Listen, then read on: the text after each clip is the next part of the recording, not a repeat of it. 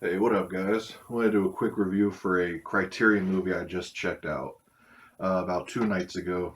It's David Lynch's Blue Velvet, and I think this had just got released in like the last 2 months, maybe. But it is half off right now at Barnes and Noble during the Criterion sale, and I definitely recommend it's one that you pick up. It's personally my favorite David Lynch movie easily. I'll go into like kind of a little plot synopsis for people that maybe haven't seen it, but I personally think this is the best entryway into David Lynch films. Either this or Twin Peaks. I've heard some people say that Mulholland Drive is the best entryway, but I personally think this one.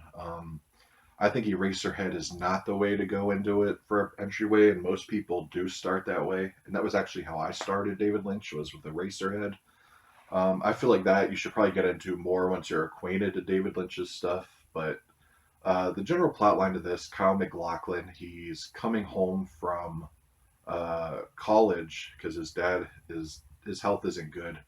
And while he's walking around town, he finds this severed ear in a field, and he brings it to the local sheriff, and that kind of starts this investigation into this murder and everything. Kind of what he wants to find out, what whose ear this is, and all that. And Laura Dern is the chief of police's daughter, and she gets embroiled into it. They kind of team up trying to find out what's going on, and it leads them to this lounge singer played by Isabella Rossellini, and she's gorgeous in it, and she gives a really good performance. One scene in particular where she discovers Kyle MacLachlan in the closet. Awesome scene, really intense. And then, of course, you get to Dennis Hopper, who plays Frank Booth. He kind of has Isabella Rossellini captive. He definitely has her husband and kid captive. I don't want to get too much into that in case you haven't seen it, but he plays a really intense performance in this. Probably the performance of his career, either this or Texas Chainsaw Massacre 2. I love them both for different reasons, but he definitely stands out in this film. Him and Kyle MacLachlan kind of make this film, in my opinion.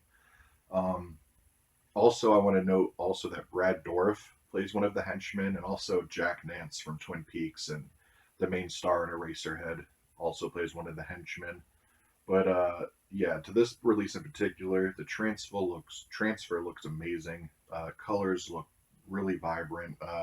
It's done in a 4K digital restoration, and yeah, it just looks amazing. The nighttime scenes look amazing, especially with the nightclub and stuff. Really blues and the neon lights really stick out. The daytime scenes look 10 out of 10 picture.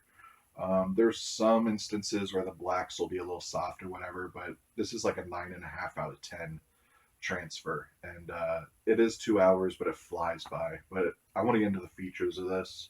It has the lost footage, 53 minutes of deleted scenes, personally assembled by David Lynch and given to Criterion for this release.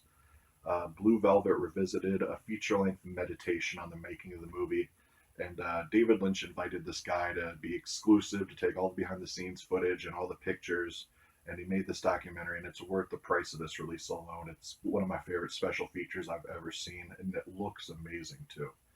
Um, Mysteries of Love, a 70-minute documentary from 2002 on the making of the film. Interview from 2017 with composer Angelo Badalamenti, who now makes the iconic Twin Peaks theme. But this was his first movie he worked on with Lynch. A 2019 documentary featuring interviews with crew members and visits to the shooting locations, and nowadays, kind of like a horror's hallowed ground almost.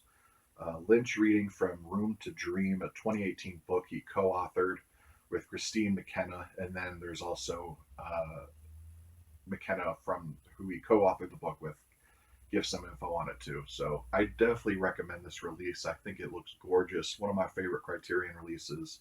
The cover looks amazing in person. It has kind of like a shimmer to it, just like the curtain in the beginning of the movie, and it's just a beautiful packaging, and I really love it. I love every David Lynch movie Criterion's released. I was hoping they would have got Lost Highway, but unfortunately, Kino got that, but maybe we'll get Dune someday on Criterion. It seems likely.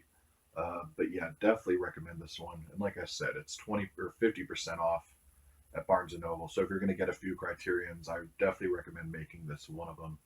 Uh, but yeah, that's really all I could say. I think the movie, like I said, is David Lynch's best film. It's most coherent. It's has a beginning, middle, and end. It's his most, I guess, mainstream feeling movie in my opinion. And I think this movie didn't do well at all in theaters. Like I watched an interview with Roger Ebert, he totally trashed it. He didn't get the film at all, which is usually the case with horror movies and stuff with him. But yeah, it's now regarded as a classic, and there's no better way to watch it than this Criterion release. Yeah, 10 out of 10 release for sure. But thanks for watching, guys.